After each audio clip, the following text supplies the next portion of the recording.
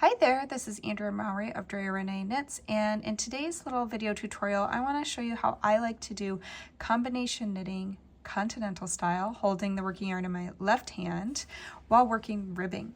So if you've ever had wonky ribbing where you feel like it's uneven, maybe a weird leg kicks out funny in your knit stitch column, there's a reason for that. It's actually because when we wrap yarn to purl, we actually use a little bit more yarn than if we were wrapping it to knit.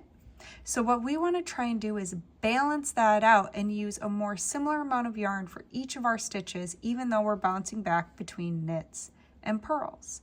So we do that by doing something called combination knitting. And really all it means is that when we purl, we are going to wrap our yarn under the needle instead of over the needle. And that is going to help to use less yarn. So let me show you what I mean.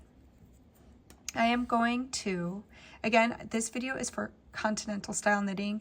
I'll link the video for English style knitting below if you happen to hold your working yarn in your right hand. But I am at a purl stitch. So traditionally when we purl, we would go ahead and take that yarn and we would wrap it over the top of our needle and then purl the stitch. But what we're going to do instead is we're going to insert our needle the same exact way as we always do, but we are going to bring the yarn under our needle. And do you see how that uses a fraction of the yarn? And then we just purl it through. Knit one, just as we always would. But then when we purl, we go under and purl. Knit one,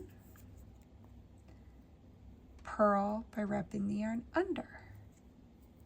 Knit one, purl one, under. Knit one, purl one, under. Knit one, purl one, under. So the thing to know about when you do combination knitting and you wrap that yarn below instead of over is it actually changes the orientation of the stitch, which is important when you go to knit the next row. So when we go up to this first stitch, which is a purl, that is mounted how we are used to seeing stitches mounted, with the front leg is closer to the needle tip than the back leg. So we're going to purl this just as we've been learning. This was a stitch on the previous row that we knit. So we go ahead, we insert our needle, wrap the yarn under the needle tip, and purl. But now look at this knit stitch. So this we purled on the other side, and now the back leg is actually closer to the needle tip than the front leg, which means it's twisted. So all we have to do to untwist this is knit it through the back loop.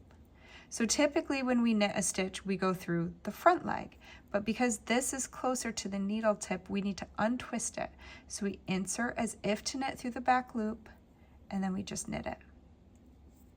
We're on a purl, so we just wrap the yarn under and purl, and now knit one through the back loop. Purl by wrapping our yarn under, knit one through the back loop. So all the stitches that we purled on this side now need to be worked through the back loop on our new side. So purl, knit one through the back loop. Purl, wrapping it under the needle tip, not over, knit through the back loop. Purl, knit through the back loop. And so this next side we're going to turn and it would be exactly the same. Purling all the purl stitches in our new way, wrapping the yarn under the bottom of the needle tip instead of over the top. And then knitting all the twisted stitches through the back loop. Through the back loop, under, through the back loop, under, through the back loop, under, through the back loop, under. And you can just keep going on your merry way.